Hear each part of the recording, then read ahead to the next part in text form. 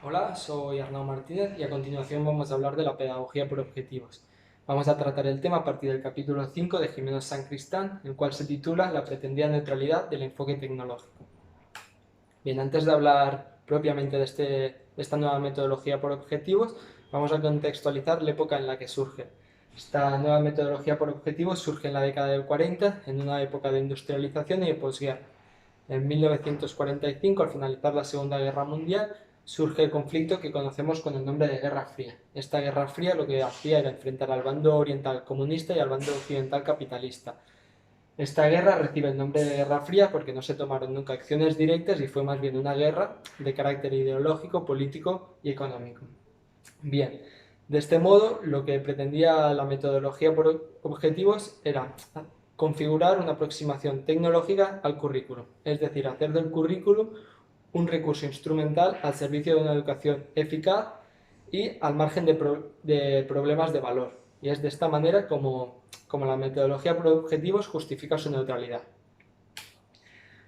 Bien, en esta época de industrialización lo que, lo que sucede en la escuela es que ejerce una función reproductora de la sociedad. Por lo tanto, como bien vemos en la película de tiempos modernos, se produce una división del trabajo, que esta división del trabajo será llevada también a la escuela.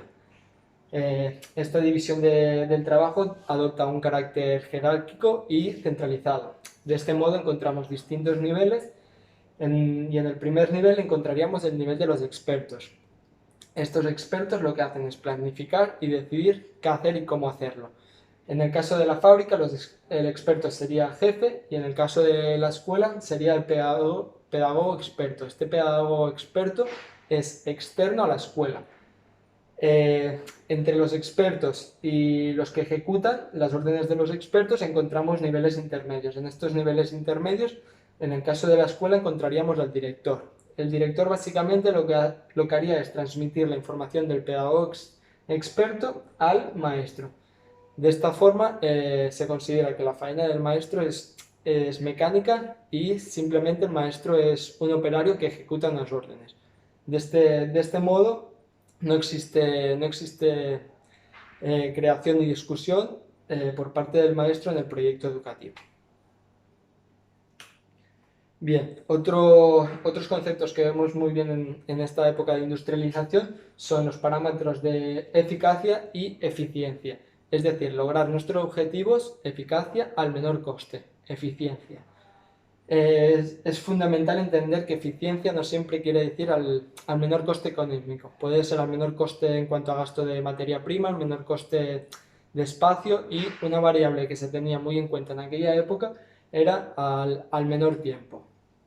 De este modo, eficacia y eficiencia son llevados a la escuela y por lo tanto se pretende que el proceso de enseñanza-aprendizaje se dé de manera eficaz y eficiente. Para que esto suceda, la enseñanza está regida por unos objetivos y estos objetivos deben ser medibles, cuantificables, observables y controlables. De esta manera podremos saber si el proceso de aprendizaje, enseñanza-aprendizaje, cumple estos requisitos de eficiencia y eficacia. Bien, en esta metodología por objetivos se entiende que el proceso de enseñanza-aprendizaje se da de forma lineal y mecánico. Por lo tanto, se dice que el alumno aprende a la vez que el maestro enseña. Y es de esta manera como los contenidos se tratan de forma secuencial y lógica. En este caso, el alumno es considerado una materia prima que se ha de trabajar, se ha de moldear para que sea un producto final. Este producto final sería un adulto al servicio del sistema capitalista de la época. Bien, entonces el alumno se encuentra pasivo ante los conocimientos. Los conocimientos son tratados como conocimientos fijos, terminados, que no han sufrido mutaciones y de esta manera el aprendizaje se da por asimilación, por moldeamiento, por utilitarismo y por repetición. Eh, lo que se pretende en la época, por lo tanto, es adaptar al alumno a su futuro puesto de trabajo, sin tener en cuenta sus aptitudes individuales. De esta manera, no importa lo que sería la comprensión, no importa lo que es la reflexión crítica, no importa lo que es el descubrimiento, no se tiene en cuenta lo que es la elaboración, la participación y por lo tanto lo que se trata es de un proceso de moldeamiento, adaptación del alumno a lo que será su futuro puesto de trabajo. A modo de anécdota rápida, cabe destacar que en aquella época se construía una máquina y se tenía que buscar al operario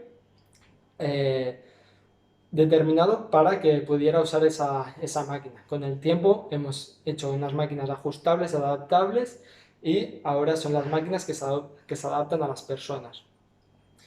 Bien, entonces este nuevo modelo por objetivos, que pretendía oponerse a la pedagogía tradicional, a la escuela tradicional, lo que hace es homogeneizar la educación, dar una educación igual para todos, y de esta forma lo que está haciendo es obviar el contexto interpersonal y el contexto ambiental.